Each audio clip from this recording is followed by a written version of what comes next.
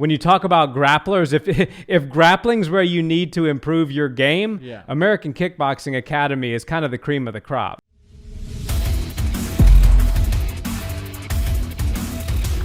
What's up, Barnhill family? Welcome back to the channel. Yo. So Kevin Holland, a bit of news there. He's taken Daniel Cormier up on his offer. Good. He's going to American Kickboxing Academy to work on a shortcoming in his game, which is his wrestling and his ability to fight back up off the ground once he's put on his back. And I mean, when you look at this just from an outsider's perspective, I got to give Kevin a bit of props here, because I can always respect a fighter who is willing to be honest with himself and say, I know what my problems are, I know where my shortfalls lie, and I'm going to go and rectify those and come back a better fighter so that I can put on better performances for you guys. And hey, listen, you're talking about the gym that gave us Khabib Nurmagomedov, DC, Cain Velasquez, Islam Makhachev, Luke Rockhold. Yeah. When you talk about grapplers, if grappling's where you need to improve your game, American Kickboxing Academy is kind of the cream of the crop. Yeah, the name will deceive you, because if you're a casual fan, you hear Kevin Holland's going to AKA and it stands for American Kickboxing Academy. You go, wait a second, his kickboxing is just fine, but it's actually a very wrestling heavy gym, and everybody knows AKA kind of breeds all the monsters, and all the best grapplers from all over the world congregate to that one place. And I guess it's San Jose, the Northern California area, and those guys have just been dominant for several years across several divisions in the UFC and in other organizations. So I think it was a really smart move. You know, he did say like mid-fight that he needed some help from DC and was asking for advice as far as wrestling and wrestling defense goes. But it is cool to see that he wasn't just joking about that. It wasn't just acting and performing and entertaining, but he actually realized there's some flaws in his game, and to try to close those gaps up a little bit, he went to the right people. And I personally think that if he can do anti-wrestling, anti-jiu-jitsu, that type of stuff, and keep fights on their feet, he will continue to string wins together like he did last year, and we'll hopefully get out of this losing streak. Yeah, it's that old saying, what makes a crisp striker really deadly was the ability to stay on his feet. Right. If you have somebody like Kevin Holland who's just lights out, as we saw that just straight clean 1-2 against Joaquin Buckley. I mean, he's got some really prolific knockouts. And he's got power, even though he's got a slender frame.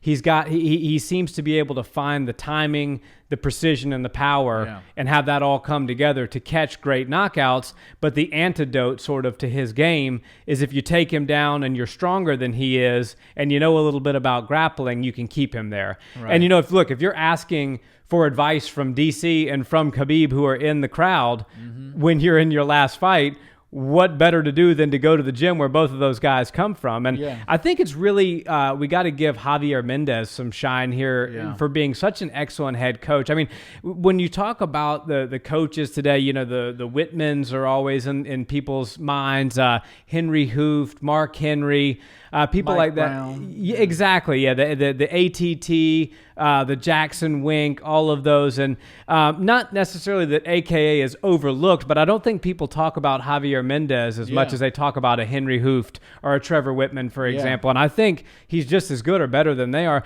And what's really cool to me is that he's been able to, over the years, take it's people that are grappling heavy, but like Luke Rockhold was a great jiu-jitsu player, black belt in jiu-jitsu, made him into a champion. Cain Velasquez in DC, great American wrestlers. Right.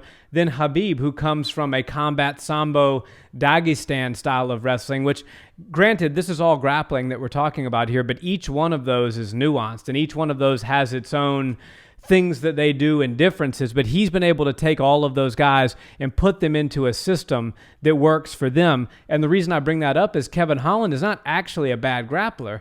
He's got a black belt in jiu-jitsu, supposedly. Travis Lutter, BJJ, is where he was given his black belt. That's still going to be his home base. He's going to go back and forth. But in order to be able to round out his game, I think Javier's the right guy for the job. Yeah, I think this is a smart move on his part. And at this high of a level, he's fighting in main events. He's co-main. He's clearly somebody the UFC sees can be very marketable and can actually do really big things in this sport. But there's a blueprint for how to beat him, and people are the highest of the levels, the most elite fighters in the UFC are going to exploit him time and time again if he doesn't address these things. And while he is really good at jiu-jitsu and he is obviously has some good submission skills and things like that, when you get to the highest level of the UFC, it's very rare that we see people winning by submissions, more so winning by submissions on their back. Right. And those guys that he's going to be fighting, if they can get him to the ground and he's on his back, he's not going to be able to throw up submissions. Now, he was crafty and threw up a triangle attempt against Jacare, but that was really to set up some striking, and there was no true threat for Jacare at that point. Nobody actually thought he was going to submit him with a triangle from the bottom. And I just feel like if you're going to submit somebody in the UFC and mixed martial arts, it's going to be a guillotine when they get caught exposed on a takedown. It's going to be a rear naked choke. It's going to be something like that, a head and arm. Yeah. Those types of things are high percentage in mixed martial arts, and you don't really see much else. You're not going to give up position for a submission 9 times out of 10 in the UFC, and you'd be wise not to do that. So I feel like what we need to see out of Kevin is we need to see him learn just what Izzy Adesanya did. Go learn how to stop people from taking you down. Izzy might only be a purple belt, but he's a brown or black belt when it comes to takedown defense. Right. Obviously Jan was able to do it, but it was trickery that made those effective. When Yoel Romero can't take you to the ground, you're clearly doing something right. So I think Kevin Holland kind of needs to take that same train of thought, and AKA will for sure be a great place to open his mind to that. Yeah, and to your point about submitting off of the back, unless you're like a Damian Maia or a Jacare Souza, you're somebody, Andre Galvo, who comes over and fights in a couple of MMA fights. I mean, you're really not in 2021 submitting people off of the back. That's not something that happens all that often from a guard position or a half guard position. Usually more likely what's happening is people have learned a proper ground and pound, how not to overextend, so not to get caught in those triangles and those armbar attempts. Also, it's very slippery, especially in the later parts of the fight. So if you're going to be a finisher, if you're going to be a jiu-jitsu finisher in MMA, which I personally still believe absolutely can work. I mean, when you look at the guys like Ryan Hall, for example, even Michael Chiesa, to make a better example of somebody who has great top jiu-jitsu pressure and great submissions from the top, that absolutely can be done. And I think speaking of coaches that should have their name up there with the elite in the game, our personal coach, Crew Bob Perez, I would like to, I wish I could remember the exact statistics that he posted on his Instagram the other day, but it was basically in regards to what percentage of submissions that happen in MMA and the breakdowns thereof. So it was like, I think it was like 40% was guillotine, like 30-something% was rear naked choke.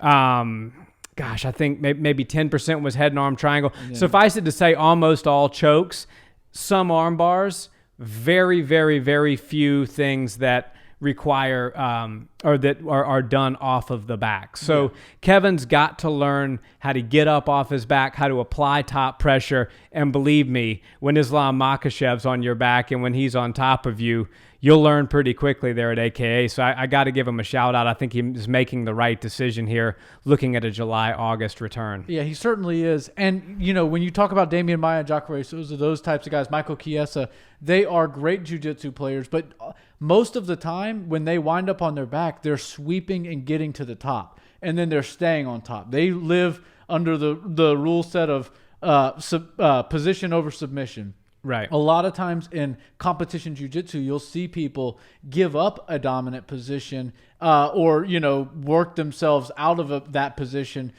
to go for a submission. And that's safe and okay in competition jiu-jitsu as long as you know what you're doing and you've worked that game out and you understand it. But in MMA, you really can't do that. You can't go down to the bottom. A, it looks bad as far as the judges scoring.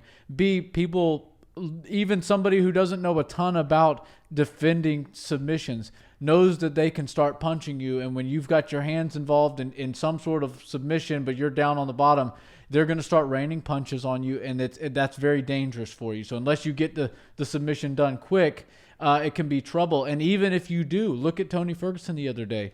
Now, I understand they were in more of a 50-50 position, but Beneil Dariush finished the heel hook. Now, once he did it, he had to let go because there's nothing left you can do. You pop the knee, everything breaks in the knee, and then you just have to stop because there's no more pain that you're going to inflict on your opponent. So I feel like you have to be very measured and very safe and take high percentage roads when you're talking about submissions at the highest level of the UFC, which is where Kevin Holland is finding himself right now. Personally, I feel like there's not a ton of 185ers that can stand and trade with him, especially with the opponents that he will be getting next. So I think if he can learn how to stuff takedowns, learn how to sweep when he does get taken down and get back up onto his feet and learn how to, just keep the fight standing, he'll be more victorious, and he'll continue to put those wins together. I agree with you. Cool. Well, guys, the trailblazer, he's making moves. He's trying to correct his game. Let us know in the comments. Who do you think he should fight next? And do you think he's going to look better when he targets that end of summer return to the octagon? Do you think getting wrestled down by Islam for a couple of months might be just what the doctor ordered? And guys, we really appreciate you watching our videos. And if you've enjoyed this one, we always love a like, comment, and subscribe. And check us out on audio where you listen to those podcasts. Have a great day, guys. Peace.